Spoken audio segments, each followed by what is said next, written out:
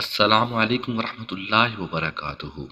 حجاج بن یوسف کو عبد الملک نے مکہ، مدینہ، طائف اور یمن کا نائب مقرر کیا تھا اور اپنے بھائی بشیر کی موت کے بعد اسے عراق بھیج دیا، جہاں سے وہ کوفہ میں داخل ہوا۔ ان مقامات میں 20 سال تک حجاج کی حکومت رہی۔ اس نے بہت ہی زبردست فتوحات حاصل کیں۔ اس کے دور میں اسلامی فتوحات کا دائرہ سندھ اور ہند کے دوسرے علاقوں تک پھیل گیا، حتیٰ کہ مسلمان مجاہدین چین تک پہنچ گئے تھے۔ یہی وہ شخص ہے جس کے بارے میں کہا جاتا ہے کہ اس نے قرآن مجید میں اعراب لگوائے۔ اللہ تعالیٰ نے اسے بڑی فصاحت و بلاغت اور شجاعت سے نوازا تھا، شراب نوشی اور بدکاری سے دور رہتا تھا، اور وہ جہاد اور فتوحات کا لالچی تھا۔ مگر اس کی ان ساری خوبیوں پر اس کی ایک خامی نے پردہ ڈال دیا، اور وہ خامی ایسی ہے کہ تمام خوبیوں پر چھا جاتی ہے اور تمام اچھے اوصاف کو مٹا دیتی ہے، اور وہ خامی تھی ظلم۔ حجاج ان تمام خوبیوں کے باوجود بہت بڑا ظالم تھا۔ اس نے اپنی زندگی میں خونخوار درندے کا روپ دھار لیا تھا۔ ایک طرف اس کے دور کے نامور مجاہدین موسیٰ بن نصیر اور محمد بن قاسم جیسے مجاہد کفار کی گردن اڑا رہے تھے، اور دوسری طرف وہ خود اللہ کے بندے، اولیاء اور علماء کے خون سے ہولی کھیل رہا تھا۔ امام ابن کثیر نے البدایہ والنہایہ میں ہشام بن حسان سے نقل کیا ہے کہ حجاج نے 1,20,000 انسانوں کو قتل کیا ہے۔ اس کے جیل خانوں میں ایک ایک دن میں 80,000 قیدی بیک وقت رہتے تھے۔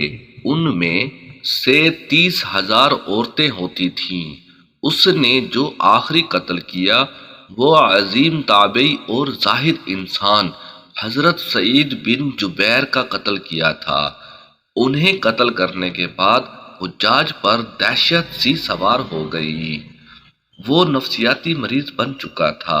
جب وہ سوتا تھا تو حضرت سعید بن جبیر اس کا دامن پکڑ کر کہتے تھے، اے دشمن خدا، آخر تو نے مجھے کیوں قتل کیا؟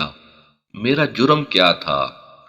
جواب میں حجاج کہتا تھا، مجھے اور سعید کو کیا ہو گیا ہے؟ یہ وہ اندر کی آگ تھی جو جب بھی بھڑک اٹھتی تھی، جو امن و سکون سب کچھ لکھ کر دیتی ہے۔ اس کے ساتھ ساتھ حجاج کو وہ بیماری لگ گئی تھی جسے زمہریری کہا جاتا ہے۔ سخت سردی کلیجے سے اٹھ کر سارے جسم پر چھا جاتی تھی اور وہ کانپتا جاتا تھا۔ آگ سے بھری ہوئی انگیٹھیاں اس کے پاس لائی جاتی اور اس قدر قریب رکھ دی جاتی کہ اس کی کھال جل جاتی، مگر اسے احساس نہیں ہوتا تھا۔ حکیموں کو بلایا تو انہوں نے بتایا کہ پیٹ میں سرطان ہے۔ ایک حکیم نے گوشت کا ٹکڑا لیا اور اسے دھاگے کے ساتھ باندھ کر حجاج کے گلے میں اتار دیا۔ تھوڑی دیر کے بعد دھاگے کو کھینچا تو اس گوشت کے ٹکڑے کے ساتھ بہت سارے کیڑے لگے ہوئے تھے۔ وہ جب مادری تدبیروں سے مایوس ہو گیا تو اس نے حضرت حسن بصری رضی اللہ تعالیٰ عنہ کو بلایا اور ان سے دعا کی التجا کی۔ جب وہ آئے تو حجاج کی یہ حالت دیکھ کر رو پڑے اور فرمانے لگے، میں نے تجھے منع کیا تھا کہ نیک بندوں کے ساتھ چھیڑ چھاڑ نہ کرنا، انہیں تنگ نہ کرنا، ان پر ظلم نہ کرنا، مگر تم باز نہیں آئے۔ آج حجاج عبرت کا نشان بنا ہوا تھا۔ وہ اندر سے بھی جل رہا تھا اور باہر سے بھی۔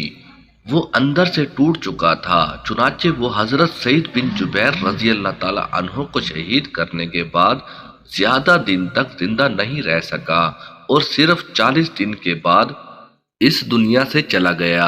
مگر حجاج اور حضرت سعید کی موت میں بڑا فرق تھا۔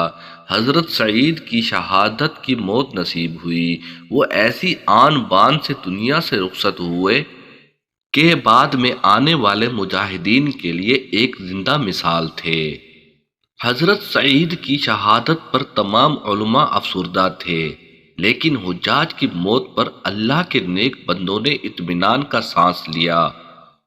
حضرت ابراہیم نے حجاج کی موت کی خبر سنی تو خوشی سے رو پڑے۔ مرنے کے بعد اس ڈر سے اس کی قبر کے تمام نشانات مٹا دیے گئے تاکہ لوگ اس کی لاش کو باہر نکال کر جلا نہ ڈالیں۔ یہ اندیشے اس شخص کی قبر کے بارے میں ہو رہے تھے جس کے سامنے اس کی زندگی میں لوگ کھڑے ہوتے تھے تو ان پر لرزہ طاری ہو جاتا تھا اور لوگ اس کے ڈر سے دیوانے بن جایا کرتے تھے۔ اسمعی نے ایک واقعہ بیان کیا ہے کہ جب حجاج حضرت عبداللہ بن زبیر کے قتل سے فارغ ہو کر مدینہ آیا تو اسے مدینہ سے باہر ایک شخص ملا۔ چونکہ حجاج کے چہرے پر نقاب تھا اس لیے اس نے حجاج کو نہیں پہچانا۔ اس نے اس شخص سے مدینہ کا حال احوال دریافت کیا۔ اس شخص نے کہا بہت برا حال ہے، رسول اللہ صلی اللہ علیہ وسلم کے حواری قتل کر دیے گئے ہیں۔ حجاج نے پوچھا ان کو کس نے قتل کیا ہے؟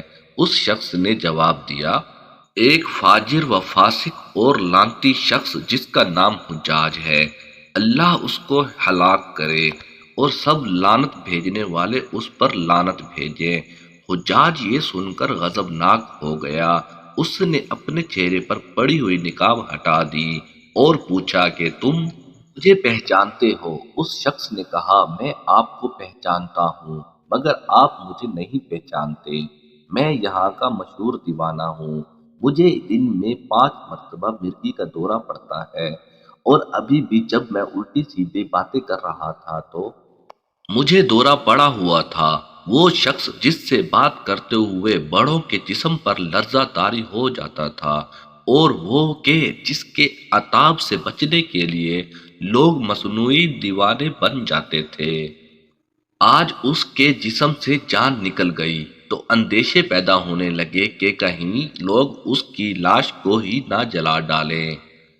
بے شک ظلم کا انجام ہمیشہ برا ہوتا ہے۔